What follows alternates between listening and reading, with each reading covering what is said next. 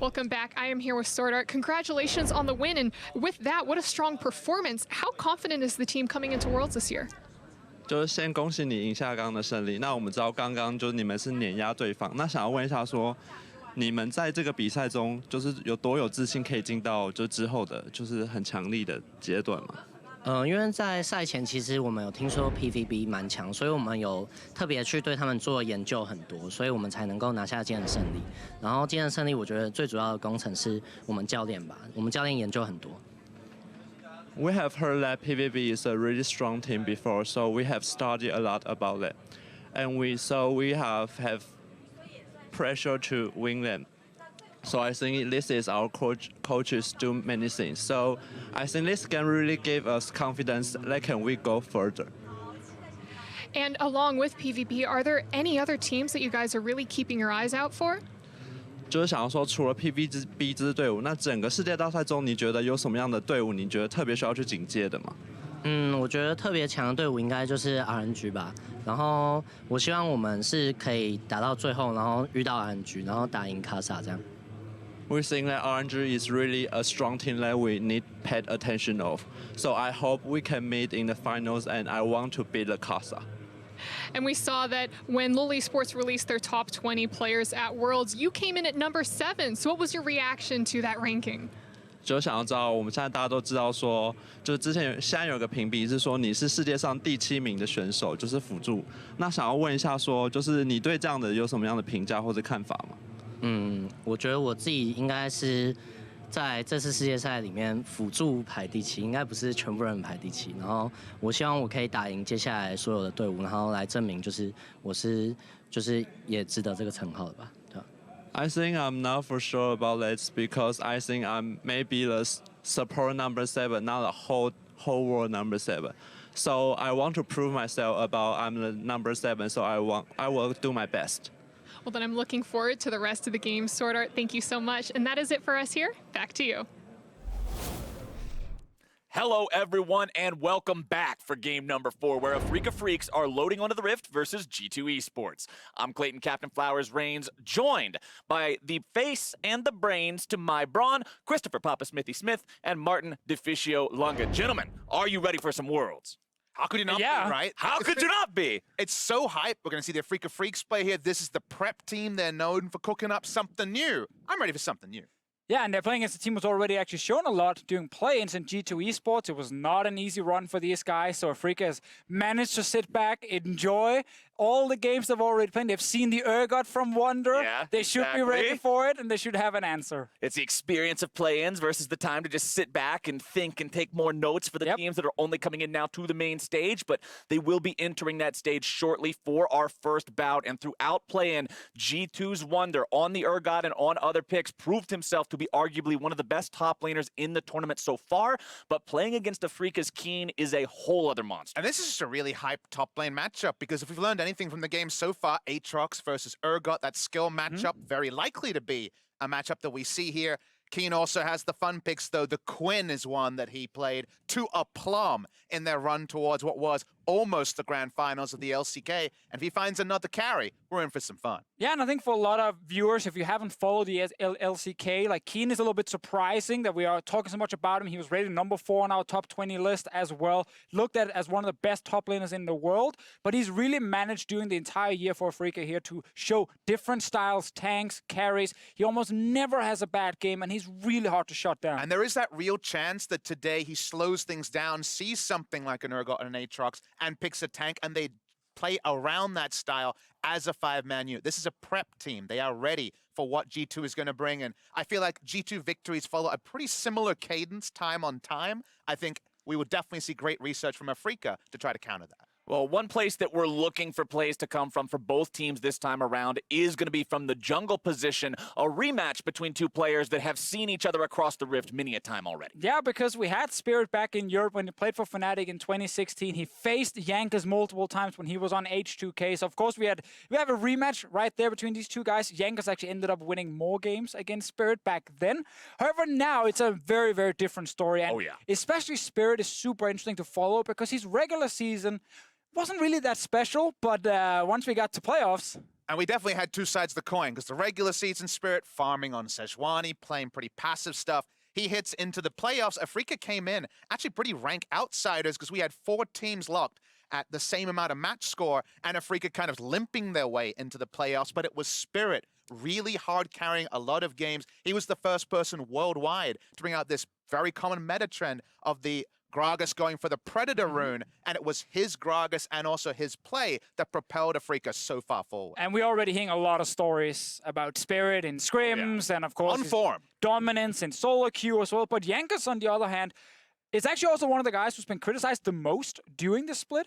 But now here doing play-ins, I actually think he looked really, really good in the early game. His Taliyah is on point, his Olaf showed up, and he needs to perform. He actually needs to outperform Spirit if G2 are going to win this game. And G2 was a team, along with Cloud9, I mean, these Western teams in play-ins received some criticism from fans who were saying they didn't look as strong as they wanted them to look coming out of play-ins. But now, coming into the main stage, you're up against these teams of an incredibly high caliber, like Afreeca. And like you've said, this is a prep team. This is not a team that you're going to go up against, and they don't have something ready for what you're bringing to the table. It's true, but it's also the team's first appearance here at Worlds. They got the second seed after being stuck as just number 5 in LCK. Every time.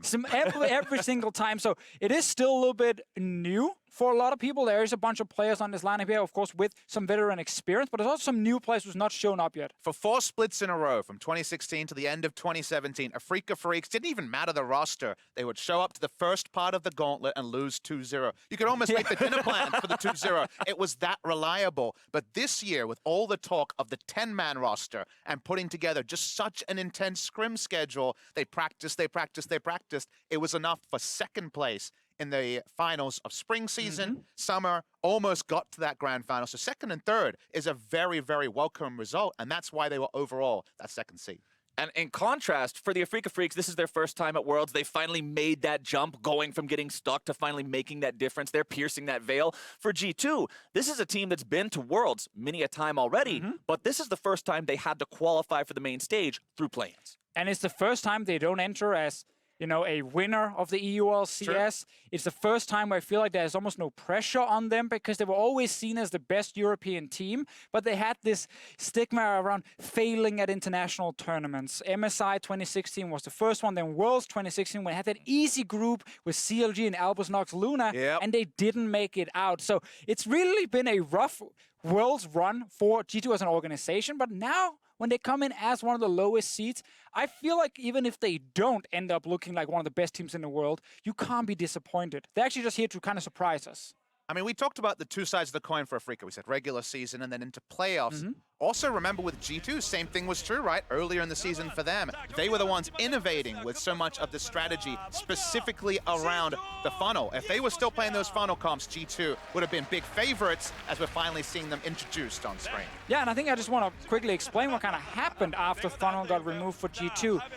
They lost their identity. They didn't really have a playstyle that worked for them. They tried so many different things. One game, Wunder is on a tank, and they try and play through the bottom lane. That didn't work. Okay, they go back to carry tops for Wunder. That didn't succeed because they failed some early game plays with Jankos. And they were kind of looking for a playstyle, and they were just losing and losing and losing. They got 3-0 in the quarterfinal by Misfits until the gauntlet run. Before all of this, though, we saw on your screen Perkz, who's really the spirit animal of this team, definitely the most well-known player. I actually became like a lot of our fans. I stayed up to 3, 4 a.m., not for the LCK, but to see how Jankos and G2 would play this emerging funnel meta. I was a student of what G2 were doing, because we saw teams in Korea replicating what G2 were leading. The wheels fell off, but they are here, they are qualified, and now it's all about this best of one.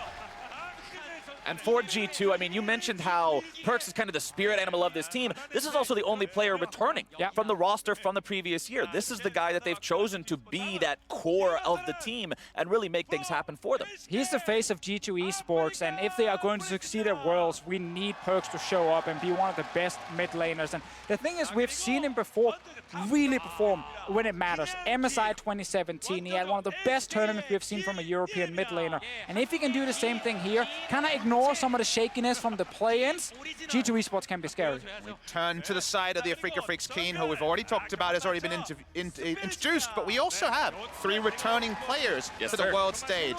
Spirit on that Samsung Blue team that made it all the way to the semi-finals a couple of years ago, 2014 that was. The mid laner Kuro, Rocks Tigers, kind of the fifth beetle there. All of his teammates got more of the adulation. He's really grown as well. He's now the captain of the Afreeca Freecs, and we can talk more about his champion pool, because just like Nuked, Oh, yes. we've got Kuro in the LCK. It's basically the same, like 20 different champions can be used. You never know what style is actually gonna... Fun thing to talk about here, though. Kramer, one game at Worlds for the Flash Wolves, actually, a couple of years ago. So he does have that single game of experience before he went to first CJ Entus and then onto the Afreeca Freecs. Yeah, his story on Flash Wolves is actually kind of funny because they had NL back then, who was not considered a very good AD carry. And then they picked up Kramer, who was like more mechanically gifted, and he could take over games, but he couldn't communicate properly with his team. So when they actually ended up using him, it just looked so desynced and it just fell apart very quickly. And he only got that one game, but he's actually managed to do a lot here, especially on Afreeca. And now that we're getting into this first day of games, I mean, we've already gone through the first half of the games today, and now with these teams being introduced, we're about to get into game number 4. I always love group stage, and especially beginning of group stage, because there's room for upset. And you're from NA, so you like to start. This is where the first part of groups is always much better for NA than the second part, but there's no week 2 this year, so we might be able to break the curse. We're just condensing everything together to avoid the previous issues. There you go. But maybe, just maybe, we will get to see some upsets, and that's what I really enjoy about this, because you can pull out that ace in the sleeve, really throw your opponents for a loop, and maybe make that prep that we talked about not work as well as they were hoping. It's true. I mean, we talk about how Kiin has a massive champ pool up in the top lane, plays different styles. Like Wunder is also the kind of guy who's been practicing like these kind of cheese picks. He actually played Akali top lane before she was reworked. And Akali top is a thing you can pull out now if it's left open. It might be a contested Akali top, because Kiin in solo queue, when I've been watching, tracking the pros, when I've been seeing what people are playing, he's owning people on the Akali. It's going to be a flex pick for both teams as well. We've seen Perkz play it already. So Akali contested. The Afreeca Freecs with so much tape of G2 playing on this patch. No information about the Afreeca Freecs for a long time. That's why picks and bans could be really juicy. Speculation is fun, gentlemen, but we are now at the point where it will no longer be required. We're into picks and bans now for this bout between the Freecs and G2 Esports. Let's see how the bans go down, as Afreeca is going to make sure they get rid of Urgot, Irelia, and Akali. A lot of solo lane focus early on here, as Tom Kench, Olaf, and Aatrox are the bans from G2. And we've seen Xayah first pick twice already in this tournament when she was left open, so you try and get the Xayah Rakan combination for yourself. But if the Afreeca Freecs were ever going to be focused on that, Rakan was the champion for TusiN to play on just so many MVPs. Heimer's open. MVP. It is open. We'll see if they actually go there. We saw one Heimerdinger game in Korea. In fact, at the highest level, Heimer has never won in the LCK. And all the European fans, they know why we get excited when we see Heimer open for G2 Esports. It is Hjarnan's special pick. He's basically a Heimer one-trick from solo queue. That being said, I don't think you have to take it just because it's left open, especially when you see like an Alistar, you can get scared of potential all-ins. Xayah Rakan is here for G2, and it's something they started picking up towards the end of the split and could use in the gauntlet very successfully. And we should talk a little bit about... Oh, they do it anyway! They got him in there! All right, Heimerdinger and Rakan. That's an interesting hodgepodge lane. We were speculating, Deficio, in the back that the first pick Xayah's was to force out Rakan and weaker lanes. This is Rakan and one of those majors the Afreeca Freecs are actually famous for. They weren't playing the Heimer, but they were a Vladimir team. We had a lot of Swain coming through from Kramer. Are they going to go for standard marksman, or we just get a lot of mages in this game? Well, we're seeing yet another mage come in as the Taliyah is picked up there for Afreeca. They're also going to grab Kai'Sa before she swooped up. A very popular pick so far throughout the play-in stage of the tournament, was vastly the #1 pick. Was vastly in the lead, I should say, in terms of picks for AD carry. 26 plays on that one. And we are going to get opposites when it comes to the two marksmen or the two AD carries in the bottom lane, because Hjarnan specifically is all about early push with Heimerdinger. Kai'Sa is all about scaling towards the late game. You have all-in potential with the Alistar, but Heimer normally will run with stopwatch, and then it gets really scary if you try and all-in him and he has the turrets down. This Camille, however, most likely will go to Jankos in the jungle. And that is one of the picks where he can actually gank in the early game, and that's when he shines. Interesting observation, though. Even though Spirit has played a lot of unique junglers, he has not played a single game of Taliyah jungle in summer. Now, this could be a mid lane pick. Kuro has played it many times, and we've talked about it a couple of times in draft. Still a potential of a flex pick. Irelia banned in the first round, a famous pick into that Taliyah. I also wanted to mention, we lost track of this, Irelia top is actually a bigger and bigger thing in solo queue recently, and I imagine scrims as well. So there were a lot of top lane focused picks, and so far the Camille could loom as a top laner, but nothing else locked in. Exactly, and the fact that both top laners are still sitting here without a pick is exciting for the next phase, because we are looking at potential carry versus carry on that side.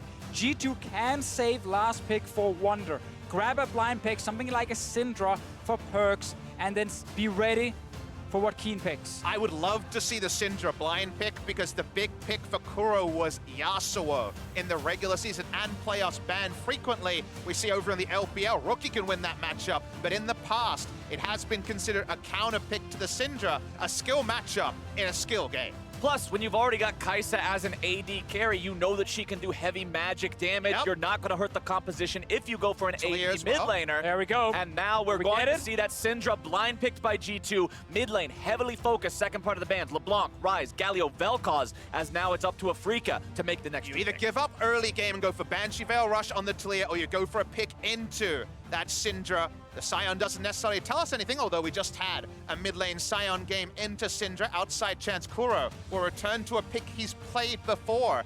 Big in the LPL earlier, so in the LCK earlier in the year, in spring of this year. We will see the Sion locked in, and Afreeca Freecs, still a lot of ambiguity about when we're finally going to find out just who is going the mid lane for this roster. And then we finally also get to see what Wunder will play top lane. Does he just grab a tank for himself? I would be surprised if he did, especially with the Heimerdinger bot, because he would like to just leave it Heimerdinger alone and then play heavy towards the top side of the map. Zoe comes in, though, from Kuro here. The most played champion for Kuro. You talk about how he has this wide assortment of champions he likes to pick from. Well, this is the one he relies on the most. 12 plays on that throughout the regular summer split there in the LCK. You can see there so far, not putting up the most impressive stats at Worlds, but Kuro looks to change that. Let's see where G2 want their win, because they could just put the Camille on the top side. It is a bit of a flex pick, but it looks like Camille top, Gragas jungle. We'll get that confirmation at 20 seconds, then just try to make sense of all this. Certainly going to be so interesting to see if a Korean team will go down to this so far undefeated 7-0 Heimerdinger. I mean, they're currently giving G2 the kind of dream setup for themselves. They want to have a draft where Wunder gets counter pick and he gets to be on a carry that can outscale. And then they want, ideally, Hjarnan on something where he can sit alone in his lane and just be super, super safe. And that is what his Heimerdinger can do.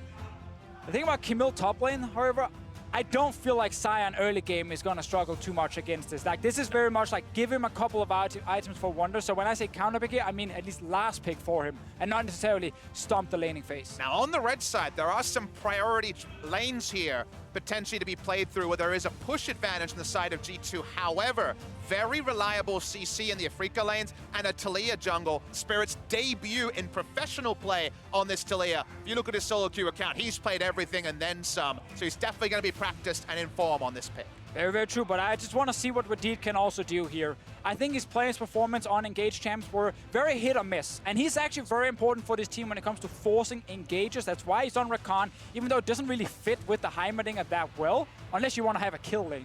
Well, the one thing about the Heimerdinger, when you're talking about it with the Rakan, remember that the combo that was used so much with Heimerdinger previously was Fiddlesticks. You could always see the two chosen together because point-and-click hard CC sets up the grenade, sets up the turrets, and if Rakan goes in with the ultimate into the knockup, you can throw a grenade on that pretty easily. The what-ifs are certainly there, Captain Flowers. We don't need to speculate. We get some in-game action to talk about. Oh, baby, here we go on to Summoner's Rift now for the 4th time today. It's the Afreeca Freecs in the blue corner versus G2 Esports in the red. Let's see how they decide to play this one out. Very normal here at the start. Everybody approaching the line of scrimmage, protecting those entrances into the jungle.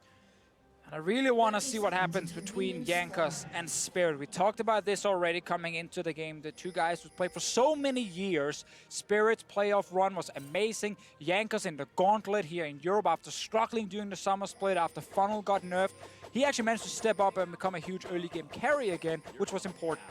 And even more micro-focused, it was all about Afreeca beating Taliyah jungle players. We saw Ambition played Taliyah, get run over by the Olaf pick that came through from Spirit. He also was taking down Peanut on this Taliyah pick. Now he's actually the one playing it. He's against the Gragas with Predator. Definitely in the early levels, before the Predator's even online, before the boots are picked up, Taliyah can already get going as early as level 2. But I want to see if Jankos puts his focus mid lane first and not actually top. I think Zoe is such an easy target to gank in the early game for a Gragas with a Syndra to back him up as well. Very interesting start here. It's all about the extended leash because the turrets actually aggro down the blue buff while they take down wolves. Will they get the entire camp before they turn onto it? Looks like they will. Looks like there's going to be a very early level 3 for Jankos. That feels so good as a jungler, just having that much help coming out from your bot lane. Of course, this is one of the few champions that can set you up like that, but he's in a great spot. And it's just very key against a super fast jungler in Taliyah that you get a head start here as the Gragas. Your goal again is to get your boots so you can activate Predator. Wunder trades very early on here with Kiin, obviously using Camille and her level 1. Comet on his side as well, just again to have a bit more lane power. It's going to be a super fast level 3. Just a super fast jungle clear here for the side of G2, the sort of thing that was unscouted completely by Afreeca, who had the much more shallow wards of spotting the Scuttle Crab information. Outside level 2's a hit. It looks like Wadid has to get himself back to the safety of Hjarnan there. Does take about half his health bar and damage just from the quick combo that comes out from Afreeca. So many incidental nerfs to the Rakan over time means very, very squishy in lane, as we know, but we'll be just fine. In that regard, Jankos walking up, seeing Spirit, he needs this blue buff, still level 2. So I want to give some credit here to Afreeca, and something I think the viewers really should follow when they play. Their vision is super, super good, especially in the early game. While they didn't have the deep ward to spot the leash here, the river was just set up perfectly to actually spot Jankos, so they knew, okay, he's coming from bot side, he's going through mid, he's going to be top side now, and Spirit could kind of play around it. Now, of course, Jankos got out of vision a little bit. Spirit might actually have to flash out. I know, he's fine. Spirit does manage to secure that crop and get himself away in time, but Jankos will have a nice 2 Scuttle Crab start to start off this game. Exactly. The power farm there that the Heimerdinger provided allowed him to get the 2 Scuttle lead, and you can just say, experienced lead for a Predator jungle before Predator. We might see 2v2s here. It's being shadowed by Taliyah. Spirit predicts that this is going to be the fight as Jankos turns onto him now. Wunder's going to be taking very low. Spirit as well. Jankos now still the target of the aggro here from Afreeca Freecs. They're going to be taking him very low at first blood. Goes over to them. And this is a play here where Spirit is actually looking like he wants to recall after taking the Grump, but then he knows, oh wait, Jankos can go top here and set up an early gank, so he follows him and moves in through the laning phase, and then he actually managed to surprise G2. And you just saw the communication and synergy between Spirit and Kiin seemed leagues above Wunder and Jankos when it comes to the skirmish. We're going to get the replay here. You watch the start of the play, the immediate damage goes to Wunder, he has to back away, and then it ends up being 2 targets hitting Jankos, and there's just no ability for him to fully disengage on this play. But I actually think right here, if G2 were ready, they could have, instead of going for Sion with the hook from Wunder, they could have flashed with him straight onto Spirit when the body slam came in as well. But the problem is that Taliyah's out of vision. It's not an electrocute Gragas. In the end, I agree with you with full information. They didn't have it and end up looking a bit silly. Hindsight is always 20/20. You can look back and say, oh, if we did this, it would have been great. But in the moment, it's hard to make that call. And the difficulty of the situation ends up meaning that the Afreeca Freecs play it better. They have the coordination and the communication to make the play, as Spirit will now look to make something happen in the bottom side. The Rockets went into the bush, but did not hit Spirit, who was right on the cusp of showing himself going front through that brush on the bot side, so they did not know for sure that he was there. In the end, just playing defensive and wave clearing in lane relieves the pressure from the G2 bot. You get that really rough start as a player where your first gank fails, and you also end up flashing while still dying. So everything actually just went wrong for Jankos up in the top lane. Wunder, while he is ahead in CS now, would really have loved to pick up either an early kill or force a flash away from Kiin, but didn't happen. Spirit, great start from him, and he really is one of the junglers everyone will be looking at in this tournament and saying he could actually end up being one of the most important players out of anyone. And especially getting that top lane going seems so important for both teams in this game, because stylistically, both of these teams like to have their top laner in a spot where he can do that split push game. Afreeca known to play the 4-1 game with Kiin on the split push. G2 has played a 1-3-1 many a times in the past, and if your top laner falls too far behind, that could be a big issue for either squad. But the fun thing about Afreeca Freecs is when the playoffs hit, they were facing a lot of teams that wanted to play 1-3-1. In Korea, it felt unbeatable on 8-15 to deal with the Rise, Nard, Dras, Ashtam, Kench in the mid lane, wave clearing and making plays. And it was Afreeca that took down first Gen G and then also Kingzone Dragon X playing 4-1. This is kind of a different kind of 4-1 here. They still have very good Baron set up, good poke on the team, but it's a team fight tank from Kiin rather than something like a split pusher. It's just a different identity. I expect here Afreeca to make some strong Baron plays as the game goes on. And as we talked about earlier, the early lane, it's not going to be especially difficult on Kiin once he has a couple of items to just sit in this lane and be just fine. You can see that the gank that he got earlier, along with the assist money under his belt, means he's got the Bomby Cinder. He's just hanging out, shoving the wave in, doing just fine here for himself, as now he and Spirit will both rotate down through this top river, potentially towards the mid lane, but there's not a lot to make happen here just yet. Kuro gets a little bit of damage, but that bubble's not going to cause any sleepy trouble just yet. And Perkz is back underneath the safety of the mid lane turret as we do approach the 7-minute mark. Looks like nobody's really looking for anything too much just yet. Still no level 6 potential on the bottom side of the map. No one is getting a huge lead yet, but still the first play was very, very important for Afreeca. Wunder not getting further ahead on top side. Meanwhile, mid lane, Perkz is actually doing very well against the Zoe, and we're going to see this blind pick syndrome quite a lot during the tournament. Her laning phase is super solid. Very few picks can actually like shut her down 1v1, so it's mainly about setting up plays with your jungler to beat her, and that's why you see the blank bans. But Perkz is doing very well for his team, and that is important because, again, I think during play-ins, he was actually not the star player on G2. It was all about Wunder, and they need this guy to perform. Thus, if Wunder had actually gotten ahead in the first gank and we had Perkz just incrementally in a pressure advantage in a good laning matchup for the Syndra, then things would start to capitulate on the side of Afreeca. They would really have to go into their shells. But we're seeing very happy forward waypoint from Kiin, working on a Sunfire cape here. It's going to take a lot longer into this game. I'm thinking probably 2.5 items for actually to be threat onto the Sion. And while Kuro is having to play defensive and itemize defensively, he's just happy that he's going to go about as 50-50 in the lane as possible. Right, he is falling behind in terms of the farm, about 20 CS down compared to his lane opponent. He'll bandage that up a little bit because he has some extra minions to go for here. His bottom side, Wadid gets himself away there. Nice dash to get out of the range of TusiN's combo as both sides bottom lane breaking very even in terms of that farm, and you can see the Kai'Sa here, pickaxe, daggers in the inventory, still working on building up, scaling up, and that's the name of the game for this champion. Get through the early game, survive the pressure from the Heimerdinger, scale the lane. Yeah, it's not really about Kramer at this point in the game here. It's honestly a lot more about what can Perkz and Wunder do. Can they get further ahead? Can Perkz use this advantage to either get a kill against Kuro, maybe with Jankos, or will he start roaming and use the push he gets to then set up either a play on bottom side to secure the turret or get Wunder a kill top lane? It's kind of what's needed for G2 if they really want to play split push.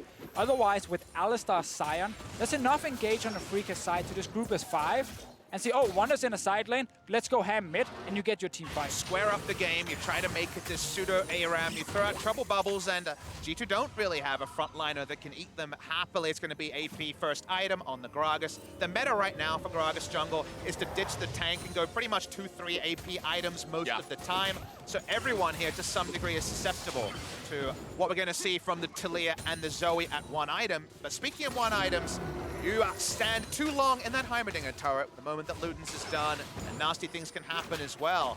And it might have to be something like a Banshee Veil from Kuro, so he just doesn't get one comboed by Perkz in the mid lane. And remember, if you try to make a play onto the Heimerdinger and you're underestimating exactly what you can do, it's very easy for those to be turned around as well. So I'm looking for a lot of coordination, not excessive amounts of risk coming out from Afreeca when looking towards that bottom side, but into the mid lane, Kuro finds a little bit of damage there. Doesn't necessarily proc a bunch of the bonus there from the auto attack on the Sleepy Trouble bubble. Afreeca Freecs, 2 men here do not know they're spotted. Very shallow ward right onto this Raptor Brush, but it's going to be a vision mission. It'll back away. All about map control, slow game so far. And we just talked about the potential to roam top lane for Perkz. He is hovering towards the side. Jankos is here as well. It could be a tower dive. If Kiin can ult away, he will be fine. And he's in a good spot now. Ah, just a few more seconds. He just walked away. Basically the same. And also, it is trying to turret dive a Sion building full tank, so they think better of that one.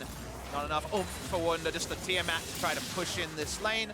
So they back away, and we're playing at LCK pace here, guys. So just, you know, stay slow and steady.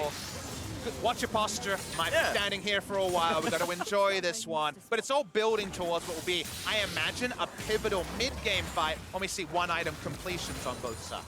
This is one of those games, because of the slow pace and the slower nature of it, that once you do get that bigger fight between 4 or 5 people at once, it'll likely dictate some tempo for a long time, because whoever does find that first advantage, it's going to mean so much. Whatever they decide to fight for, whether it be a Drake, whether it be a Rift Herald, the first Drake this time around, a Mountain, which honestly isn't going to do a lot early on in the game. You stack up a couple of them, it can help you take Barons, but it's not something people will typically throw themselves at. But if you ask me who's most happy to wait a while and get some cool items to show their friends, it's kind of 2 answers here. The Kai'Sa certainly is the most obvious benefactor. Might just get to go a full AP build, which is a little bit slower in the early game. No Stormrazor here, you'll notice it is Rageblade first, which does usually integrate the ability power build, but you're not hamstrung to that. So you look at Kai'Sa and say, but then Kai'Sa hits 3-4 items. We know about the threat of that. However, on the side of G2, Wunder gets enough items, and it doesn't matter how tanky Sion is. The true damage on the second half of the Precision Protocol will really set up some split push as well. So neither team is counting themselves out if it suddenly reads 40,000 gold on both sides and a much larger time. I mean, definitely agree. Also because Camille is one of those split pushers who can really finish the game in the side. Turret threat. Yes. Exactly. Like with a Q, with the fact that you're going to get Sheen procs, like you can destroy turrets so quickly. And that's actually something a lot of split pushers are missing. They get the advantage to get a couple of turrets, and then they have to start joining the team for team fights. Camille doesn't need to do that, but she can if she wants to. She can use that to lock down Kramer as well, so he can't move around too much. We'll do it and see what happens. For now, it is, as we expected in the bottom lane, just a lot of farming and pushing from the Heimerdinger. But Spirit is back. This is gank number 2 on bottom side. Hoping to get them, but remember the stopwatch is available. You don't want to get baited too much against the Heimerdinger. So much shadowing of this bottom lane by both sides. Perkz is now going to be spotted making a rotation down towards this bottom lane as well. We've seen Jankos hanging around here the entire time too. But it looks like neither side is going to get their opportunity to pull that trigger just yet. Both teams playing incredibly respectfully, not stepping too far forward until now as Spirit makes his entrance onto the Weaver's wall. Hjarnan's looking to find the damage. In return, going to be taking Spirit down to about half HP. Kramer also going to be taken low here. TP's coming in, looking to use that and find the advantage. TusiN's knocked up into the air. Hjarnan keeping himself alive for now. Decimating Smash comes in, but Kiin's not going to find a whole lot of anything. And G2 will disengage the play. Oh, he's dancing his way out of it. 4 players bottom lane from Afreeca. TP used, that means Wunder will get top lane turret for himself. Right here, we saw Hjarnan barely take any damage because they wanted to kill his massive turret first. And then he just flashes out. Let's see if the minion wave catches up, because Kiin can just ult to lane. There's no Sheen on Wunder, so the turret take is a bit slower. He certainly will mortally wound this top lane turret. Yeah, he could just now recall instead of actually getting more damage on it. Go back, spend all his gold, return to the top lane without having to use TP, and that will suddenly be available if another play should happen on the bottom side later here. See what he decides to do. For now, you might as well just walk back. No reason to TP. And if you wonder now, okay, what do I make of this? There was a lot of action, but it was inaction overall in terms of the scoreboard. Right. It is a very low turret. If you ever leave that lane again or get a successful gank, turret is going down. However, the one cost for G2 is now you can't just be as wanton about overextending as the Heimerdinger in bot side, so maybe you get more breathing room for the Kai'Sa to push towards 2 items. I agree with the flash being on cooldown, but stopwatch is still available. And the thing about Heimerdinger with stopwatch is he buys so much time when you try and gank him because of it, and he will get 1 or 2 members low, so if G2 can react with a TP coming from Wunder, you can actually turn around these ganks. So I think Afreeca needs to be very careful if they actually want to go for a repeat in the bottom lane. Looks like G2 is again looking towards the bottom lane, maybe for a second here with Jankos. But Heimerdinger is one of those champions. So much of the champion's damage output is through his little adds, his turrets. It's not him himself. So when he goes into the stasis, there's still so much DPS coming out. It's so dangerous if you can't make that happen instantly with a CC chain. As taking a look back at mid lane, Kuro farming up these minions. Doesn't have a fully completed item here yet on the Zoe, but bottom side of the map, it looks like Spirit may be looking to set up with yet another Weaver's Wall. As you can see, Jankos shadowing this bottom side yet again. Spirit's ultimate still not off cooldown just yet. They'll need to buy a little bit more time before that one can go off. as the trouble bubbles will keep Perkz from roaming towards that bottom side again. While there's no true gold lead in this game, there is nice CS advantages in almost every role. The side of G2, Jankos going to be spotted on bot side. Seems like both teams expecting a play around the bot lane. I think Afreeca are still just going to be mostly happy about farming this one out. Obviously, you'd love to squish that Heimerdinger, work out some of your frustrations, and take him down. But just farming it out, just continuing to get that second arm, even just get the Hypercharger evolve onto the Kai'Sa, be just fine for the side of Afreeca. Yeah, and while G2 can wait for that, getting the top lane turret for Wunder should really be one of the main goals for them now that it's already fairly low. Perkz gets some decent damage mid, but Wunder is starting to get some items on his side. We know a 2-item power spike. Once you have, your upgraded Tiamat, Trinity Pulse is ready. Camille will be a monster. But at this point here, getting him that gold from the first turret that is already down to about 40% HP should really be a fairly easy setup for G2 Esports. Meanwhile, we see Afreeca continue the focus on bottom side. One thing we'll notice, you talked and complimented Afreeca's vision earlier. Right now, pretty shallow vision from the side of G2. They don't really have the sort of information to look for turret dive or even to zone away the Sion top side and take that turret. So that standing gold goes begging. Around the bot side, Spirit clearing some vision as well. Looking for any play he can make here. Gonna get a couple of autos here, but I don't think turret destruction is gonna happen in the bot lane just yet. Not anytime soon, at least. But the gold between these two teams, gentlemen, 26.3 to 26.4 thousand gold, could not be much closer as we just crest the 17-minute mark. Still only that first kill on the board for the Afreeca Freecs. No neutral objectives taken down Here yet. we go. Rift Herald and Drake still alive. But the play could come in top lane. Wunder putting some damage down onto Kiin. Jankos making his way towards the top side, but he won't be there in time to set up anything further, and Kiin goes back to base. And Kiin can again just ult to the lane if he wants to. Obviously, Jankos can wait around to see if he actually will do it and set up a potential play under the turret here. It is still risky because Sion is very, very tanky at this point, and the Gragas damage will not do too much. But because of this, notice what Kiin is doing. He gives up the top sides. It's too safe for me to go there with no defensive control. And he's looking to actually make a proactive play, kind of a lane swap play from the actual single members. Here are 3 members, but Oh, big Wall means that they won't be able to protect the turret immediately. Instead, they're going to go in with Wadid, looking to find the wombo combo. Spirit's knocked up into the air. Afreeca looking to disengage this one now as Kiin comes in from behind. Makes his entrance just in case G2 continue to pressure this one up. Decimating Smash comes down.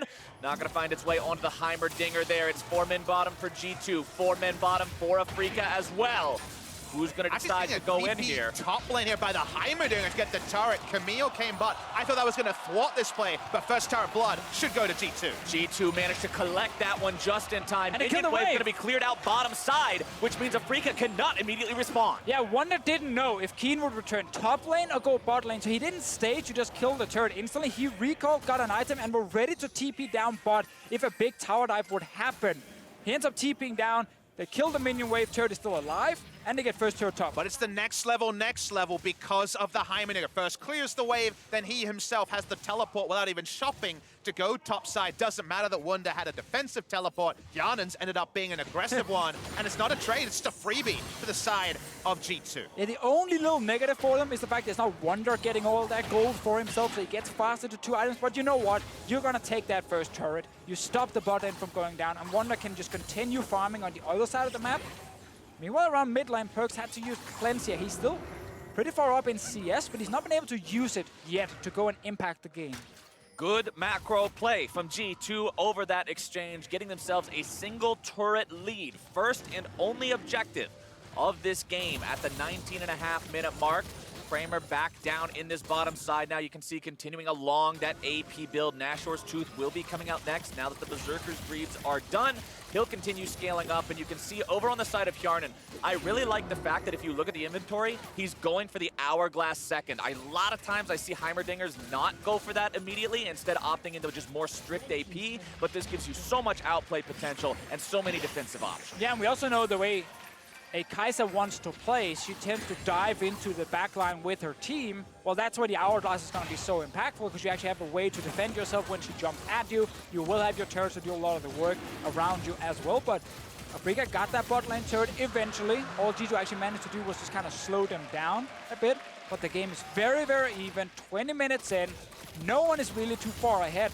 Either lane, either. And selfishly, I'm really excited about the game state we're seeing, because in Korea at the LCK level over 7 years, there have been 2 Heimerdinger games, both of them defeats, and now we're going to get a late game Heimerdinger in a game with no asterisk, a very even game. Yes. And I'm ready to see, does Afreeca Freecs have the experience about playing around that very nuance, that very specific style of the Heimerdinger in a late game fight? Yeah, here's what we're going to see from G2. They will get pushed mid with Heimer and Syndra, and then they will control Baron and use Heimer turrets to constantly threaten it. And if you show up, you'll get a massive grenade in your face. Here we go mid. Perkz is going to be drowsy, but the damage comes in from G2, and Hjarnan picks up Kuro. That's the kind of play G2 needs to make. And it's a nice proactive play. They push the vision up so they can see the entrances. That was the sort of area where Kiin dropped from a turret and went bot lane, didn't want to play around the uncertainty. G2 find Kuro, kill Kuro, and get another kill.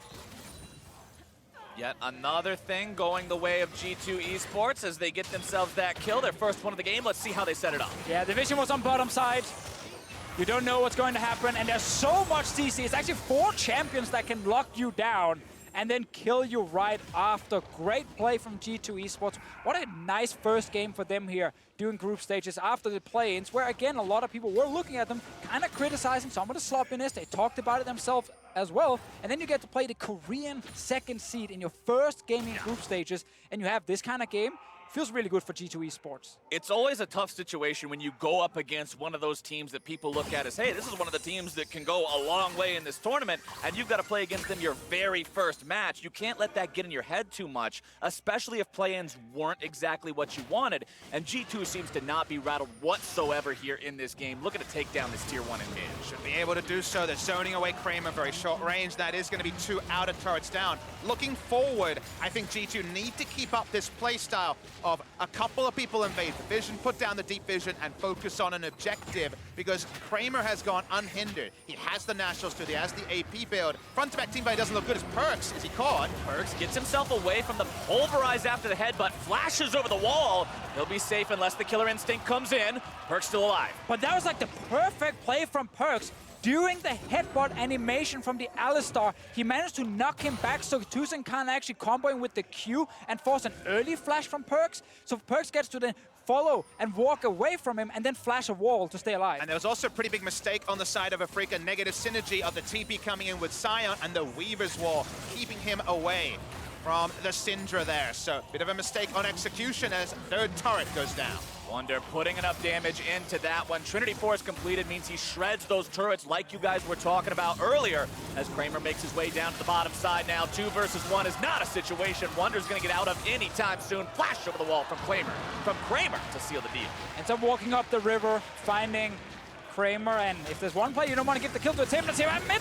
In mid lane, Wadid's able to find the knock-up. Kuro's in some trouble, going to be taken down very low from the Ignite. The cast takes him out, and Jankos will find his first kill of the game. Kuro's just walking up too far, gets caught a second time a couple of minutes later. Feels so good to trade a kill after they invested a lot, including their 80 carries flash. Pick up that kill bot side. Bot side control does not yield anything like a Drake right now, so Afreeca can only push through mid. G2 have 4 here though. G2 looking to see if they can find themselves another kill. Perkz able to land some CC down on Kiin. That is the enemy front liner, but is he tanky enough to survive? This many G2 players has to flash away. Yeah, sloppy play here from Kiin, staying in the mid lane, pushing up, not respecting the fact that G2 could show up from the side. This is bot lane play here. If Wunder just continues walking up the lane, he might delay at least the play, but he knows Kiin can then ult after him. And that's why he tried to walk up the river, so he can actually flash the wall. Sadly for him, he will go down, but then mid lane. Yeah, the Ace of Predator replay moves forward to the mid lane here. TusiN, I thought, was the one that was going to go down at the start. Seems to have his blushes spared by Kuro, but the captain, he thinks he's done enough. He thinks he's away. But Jankos, plenty of AP on the barrel. Easy kill.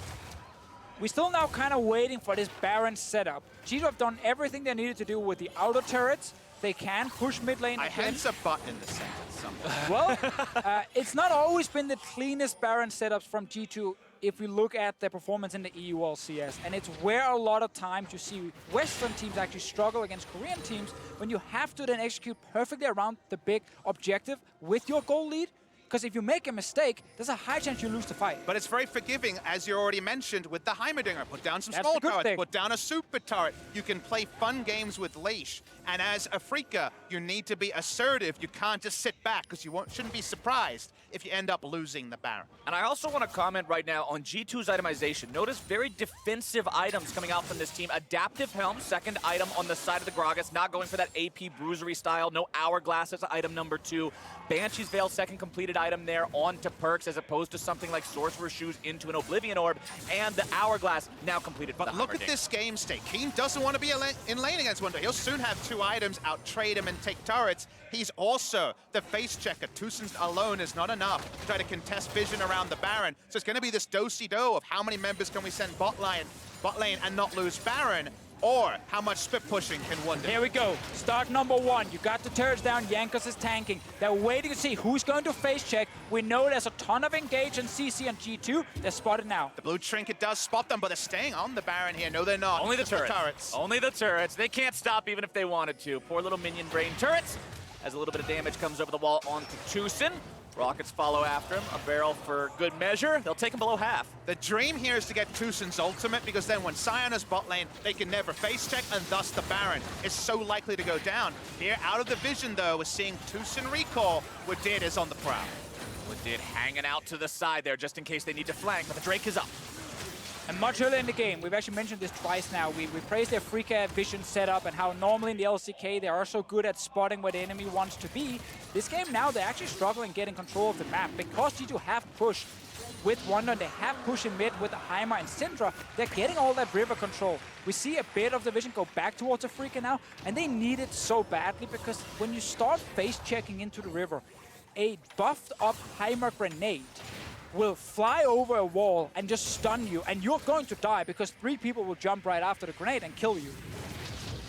Kramer just going to back away on the top side. Again, we don't have the Heimerdingers in the LCK, and he does warp the game just like Vladimir meant that your bot laner could start initiating team fights at 2 items, and Yasuo. We know all about how pesky he can be. So just because the game state is not a normal one, even with their fame of doing 3 to 4 scrim blocks a day and practicing as much as Afreeca has really renounced, how much practice did they do with the damn Heimerdinger in the game? Well, you call them, you know, the team that always comes in prepared. They are always good in a pick and ban phase, or at least they want to try and be a bit innovative and then try and outsmart you. Heimerdinger is not a surprise. No. From G2 Esports. You know Hjarnan plays this. It was banned in almost every single game. They read every other piece of paper from us. They missed one thing. That was the Why one are you thing. getting at them? I'm just saying, if Hjarnan ends up carrying this game, like he's actually doing really well so far, but if he ends up winning this game for G2 Esports, people will question in a best of 1, leaving Heimer open. But are we basically hands in mouths until we see the Baron die for Yes, G2? we need to see Pretty the Baron much. die first. We have to see the plan actually work. Everything up until then is going to be speculation. And how many items will Kai'Sa have by then? As Afreeca just say, screw that, we're going to start him Well, out. Kai'Sa is very adept at taking down Baron herself. So much damage comes out of that passive, as you are going to see Wunder hanging out in that bottom side, taking down the tier 2 turret as the rest of G2 He needs to keep pushing. will move into position and try to stop them. Baron is below half HP, Wunder continuing to push. What is the choice here for the side of It's Afreeca? fight. They're deciding to commit to the fight as Perkz will keep Kuro away from the rest of the members of his team. Afreeca, what are you Wunder doing? still putting in work on the enemy base. Spirit's going to be taken down to half HP. Stun coming in from the grenade. Spirit is deleted. Jankos finds the kill credit for himself as the bottom lane inhibitor will be absolutely wrecked. G2 showed so much resolve to keep going, and Afreeca says, wait, you're supposed to TP, you're supposed to come here and stop this play. They keep the split push going, they even get the kill. G2 get everything. They're going towards Baron now. Wadid is actually sitting around the corner here, hoping someone moves in to stop them. Baron is started, but G2 are backing away for now. Ulti still available for Perkz, and Wunder is on his way. He's almost there. Wunder gets to this fight and can manage to collapse. G2 may be able to make a play out of it. Now going on to Kramer, able to knock him up with that Wadid ultimate, seeing if they can find anything else here. TusiN into the ulti there on the Alistar. More damage coming into him now, but still being protected by the damage reduction. Wunder comes over the wall, more damage going into TusiN. The ult has found him as Wunder will now disengage from the rest of Afreeca. And right now, Afreeca, they're panicking. They're all over the place. The moment they start Baron, you have two options. Either you stay on the Baron and you finish it, so G2 have to walk into you, or you use your Alistar and Sion together to force a guaranteed engage. But it was only Kiin that ulted towards G2. Everyone else were kind of running away. And G2's communication has impressed me so far this game. Outside of that first 2v2, where they didn't quite have things where they wanted them between Wunder and Jankos, the bottom lane play to get the first turret, then the dance around Baron to get the bottom lane inhibitor, now the play in the jungle to secure that kill. This looks like a team that has a plan, and everyone is on the same page. And we highlighted multiple times the ability for Camille to just shut down everything in a side lane and take down your turrets. And that's why Wunder can stay bot lane, not look to TP in, and just take down so many things if you hesitate around Baron. Recall will channel here for the Kai'Sa. This game is dominated for me for what Afreeca can't do. They can't contest the Camille in the side lane. They can't finish the Baron because they're so afraid of the poke. And G2 are back on that Baron, and Afreeca can't face check. If Afreeca go anywhere near this, they might be in for a very nasty surprise. G2 wards all through the top side of the Afreeca jungle now, making sure they're aware. Spirit. If Afreeca gets close to this, Spirit gets close, but it's not close enough. Banshee's Veil still up, not going to be popped by the rockets. Orb goes flying through, still not going to hit it either, but that's Baron for G2. And it's some great League of Legends right now from G2 Esports. Beautiful setup with the Heimerdinger. We've already seen them try and start the Baron and be ready to turn and fight. This time, Afreeca was too far away to do anything. They've already lost the initial team fight, and now we have Baron buff for G2 Esports. And this, G2 Esports, doesn't look like a team that had the play-in so far. This looks like a team that completely has everything together. They look like a team who used it to practice, to get ready. Fair enough. This looks like a team who made their practice count. This doesn't look like a team who people were saying, oh, it's going to be a struggle. They don't look like they're in world shape because they look damn in shape right now. And Afreeca Freecs look like a team that are coming in cold, that haven't played since the semifinals of the LCK, the better part of 2 months ago. They aren't ready and equipped for the Heimerdinger. All they can really say is, we still have Kramer on his way to a death cap and on his way to a strong 5v5 fight. I don't see too many 5v5 fights in the future. The wall blocks off Perkz and Jankos, but honestly, what is it blocking them away from? Afreeca can't make any sort of a collapse happen because the Hjarnan pressure on the Heimerdinger will claim yet another turret here in the mid lane. Best professional Heimerdinger in the world. I think it's a fair statement. I think that is definitely a fair statement to give make. you that. Still undefeated on, I think his KDA is like 79 or something completely That's an insane absurd number. with this champion here. And it's not even about the kills he's picking up, it's just the amount of pressure he's constantly applying with it, and then the Baron setups that you can pull off with Heimer specifically. And G2 Esports now have bot inhib down, top inhib turret is almost dead, and mid inhib is already taking damage. And remember, once all 3 inhibitors are gone, your game pretty much just becomes the base, and that's it. Leaving is pretty much impossible. You can't contest anything on the map, and G2 is looking to make that a sad reality for the Afreeca Freecs as they'll try their hardest to dig in and defend this last remaining inhibitor turret. Cannon Minion would have needed one more shot to take that one down as Hjarnan drops down the big boy turret to make things happen there in the mid lane. Inhib, Perkz walks up, tries to get the cheeky single auto attack, but backdoor bonus can be a bit of a pain sometimes, leaves it alive with 20 HP. So frustrating here for the Afreeca Freecs because they really have had no ability to control their fate since about 15 minutes ago in this game. So much darkness on the map. But G2 to exploit and play a very smart rotational game around those bigger objectives. How about an Infernal? Feel even better about the game state. Look at the gold lead, it's over 7,000. Yeah, and if we go back to the early game, Afreeca kind of jumped into that Heimerdinger trap we see where you try and gank him in the early game, you try and get the early kills against him, but they failed to do it. So they didn't get down an early turret, they didn't stop him from pushing, and they lost top turret, then they lost another one in the bottom lane, and suddenly G2 had actually taken over the map. And suddenly things like the fact that there's a 1-0-0 Kai'Sa close to Flame Horizoning a Heimerdinger seems to mean so little.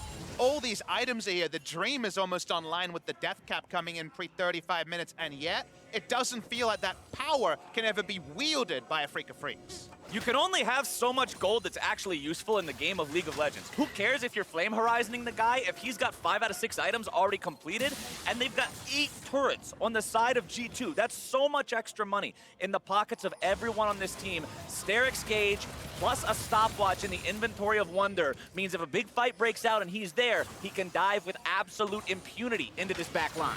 Now, we still have at least one big team fight left in this game here for Afreeca to pull off. They have the Alistar to try try and start that fight, and they have Kramer with items to try and win it. Here we go, they might try and teleport now. Wall comes through, Kiin's going in, looking to find the initiation, down now onto G2. Damage goes through, but it looks like Afreeca Freecs base is in some trouble. Jankos getting himself away off the side. TusiN going to be going into the ulti, keeping himself alive. Turret falls at the Nexus. Afreeca, you've got to answer. Kramer's nearly going to be taken down. Take a drink. Jankos goes on a killing spree as Wunder's into the back line, trying to finish everyone else. TusiN is low. Wunder's still going to be kept alive. Dashes back. Kuro barely escapes. Kiin's nearly going to be taken down. Tries to get the slam, but he digs his own grave instead. G2 Esports on the Nexus turret now again. They'll take it down, and the Nexus stands exposed. Heimerdinger is still alive, Perkz out of mana, but look at this, TP coming in from Wunder. He wants to finish the game right now. Still Kramer 30 seconds. I think G2 can do this. TusiN trying to defend as much as he can, but Nexus under fire. The big turret will do the work, and G2 will take down the Afreeca Freecs. What a game one from G2 Esports in the group stage. They get the Heimerdinger for Hjarnan in the bottom lane. Afreeca, they can't shut him down. Turrets start dropping. Wunder gets fed under Camille, and the map is gone. And Afreeca Freecs read pages 2 to 40 of the prep document on G2. How did they miss page 1 with the Heimerdinger on it? They just did not have an answer. First LCK team that has ever lost to a Heimerdinger, requires an international event. We see the best in the world, and he makes it look pretty clean, as we never really saw that Titanic 5v5. The Camille warped it and continued to split push. We talked so much about the top lane and the jungle in this matchup. We talked about the mid lane. The bottom lane was almost on the back burner, especially early on. But that Heimerdinger pick from Hjarnan, this is a guy who has been criticized before as being the one who doesn't step up enough for G2. The Heimerdinger now has some big shoes to fill for everyone else, saying, get on my level. Oh, we know next game it's banned. Oh, yeah. Oh, 100%. It's the fact that it got happened. through was the surprise to begin. I mean, yeah, he gets it in one game. He managed to win with G2 Esports, and what a change for this organization now. Always criticized during Worlds, almost so much pressure on them, and they just can't do it. They can't get out of groups, but you start now by beating the second seed from Korea as G2 Esports after going through play-ins to get here. Like, the perfect start and a clean game on their side. It was an awesome performance from G2, and now for more on how they took down the Afreeca Freecs, let's hand it over to our analysts. Thank you very much, Captain Flowers. Big victory out of G2 here over Afreeca Freecs. Again, we're talking about the openness of Group A, and I think this sets up a wild table for the rest of group stages for these four teams. And I think the biggest thing is everyone always said, you know, if you're going to catch the LCK off guard, you know, some team fighting helps, a strong early game helps. Well, how about giving up first blood and then beating them in a macro sense of a game? That is a statement for the European team. And that's the big thing for me. It was the fact that G2 cleaned up their macro so well from play-ins. It was just abysmal, their objective priority, but using the teleport on Heimer, having Wunder in that side lane, it was just crisp. I know there are some strong opinions on this desk about this game as a whole, and before we get to those, I just want to say this one thing. You cannot give Heimerdinger to Hjarnan. Dash, everyone gets one. It happened to NA at Rift Rivals. It happened to EU teams during the regular season, and it just happened to Afreeca Freecs along with some other things, because the start of this game actually looked like, oh my goodness, look at G2 Jankos making that bad play, but from that point forward,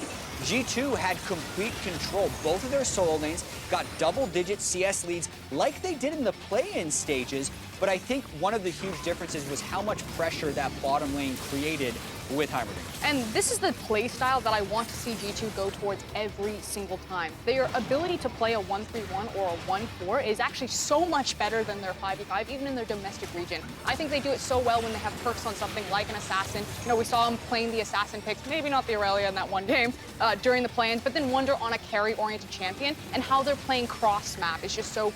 It was crazy clean to watch. But the other thing was that they just made some plays. Like, this is what you have to say. You know, you can see Wadid getting underneath turrets, being willing to go for that play. Jankos flashing forward. There are just certain stages of this game where they are the team that is willing to set up the map and make the proactive play. And until this play, it actually didn't look like Afreeca really had much idea of what proactive play they wanted to make. I feel like Afreeca had either poor comms or very bad nerves coming into this game, because yes, G2 brought out the Heimerdinger and surprised them in a lot of ways, but there were responses that I would expect from any team to what G2 is doing that Afreeca did not make. And I know there was a conversation around Rift Rivals when Afreeca was taking an international stage and kind of talking about, would there be nerves? Would they be able to perform? And at Rift Rivals, they actually did.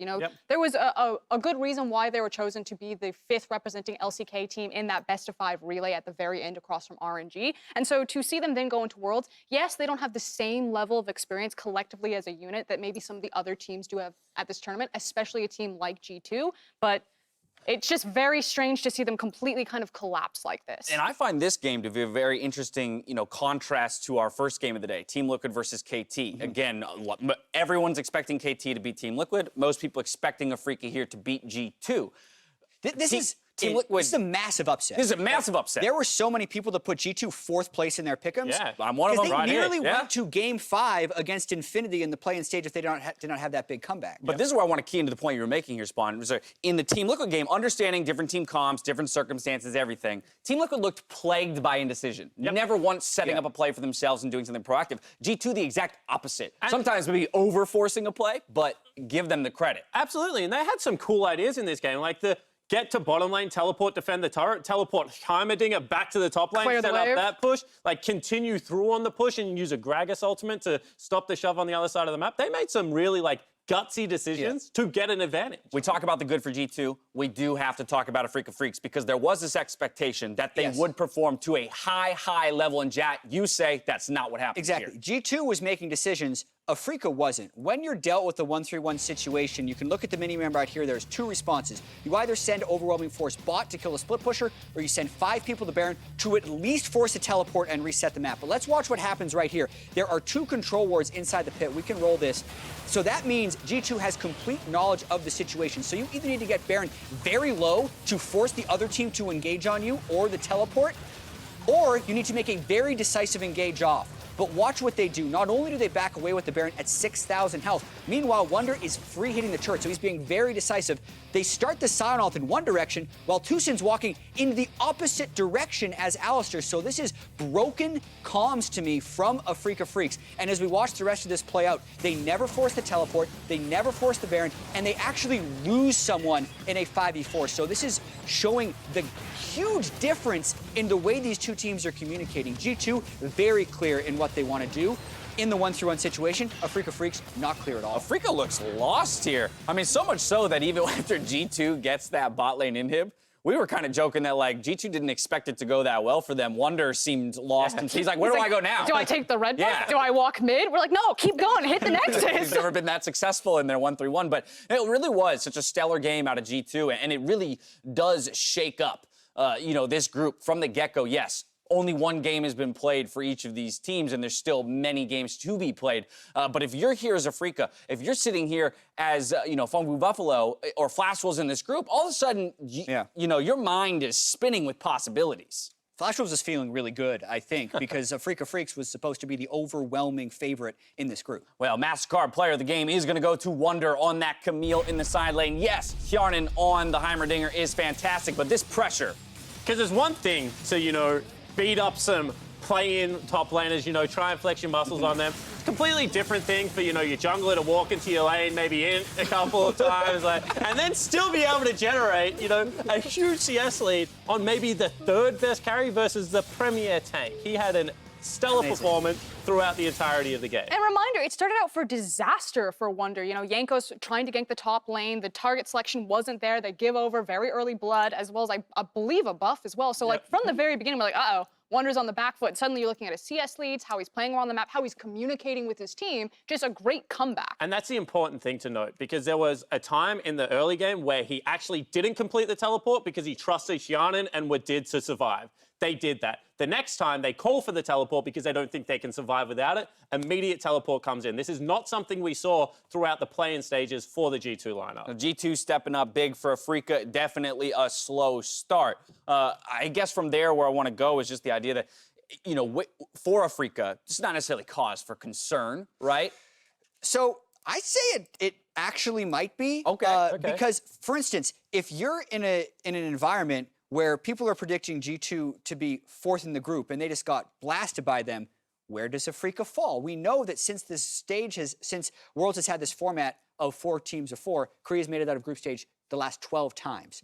Flash Wolves is still in this group. If they can't beat G2 or Flash Wolves, they will get out of this group. So they should be concerned. There is also kind of a blueprint here where, you know, ban the bruisers, force a tank matchup for Kiin, he might take it. So there's a potential there that this is a better thing. Also, the fact that you guys just put him 4th on your, you know, top 20 list means that he's probably cursed. Wait. Yeah. But before we start just like burning down Afreeca, I do want to take a bit more of a lukewarm temperature here because the group is so competitive, it's also the fact that if they come out second, suddenly Afreeca might face another top seed team. Maybe it's another LCK team, and then maybe in the quarters where Afreeca have so much more experience across from them and can be really punishing in their creative drafting style, then that spells not just trouble for Afreeca, but trouble for the LCK, actually. I'm a happy man. We got our first upset of the group stage. I'm sure there are plenty more to come. For now, though, it's time to throw it over to Avali for an interview with Upset. Thanks, guys. I am here with G2's victorious Hjarnan, and we got to see you pull out the Heimerdinger for the first time of Worlds, since this was the first time that it wasn't banned. So what was your reaction to being able to pick him and play him on the World stage? I mean, first it was like, we were thinking like, should we pick it now or should we wait? Because we didn't really know. We thought they would ban it, like everybody else. So then we thought like, it's open, so we should just pick it because it works so good for us, like throughout EULCS, and also like, we didn't play it that much now in Korea in scrims because we were figuring it should be banned. But it was open, so we were like, okay, yeah, let's just go for it, you know, like, it's our comfort as a team as well, you know, because we're pretty like, we know what to do with the champ pretty well in and out, so. And leaving play-in, some of your teammates had said that there were a couple problems that they wanted to kind of address and fix on their way to groups. And judging from today's performance, you guys look completely put together. So were there any changes from play-ins to groups? I think it was just like, as I said in a previous interview I had, that we were a bit stressed, mainly before in like play-ins, and now we're a bit more like calm, and we are a bit more collected in game, and also this game was really slow.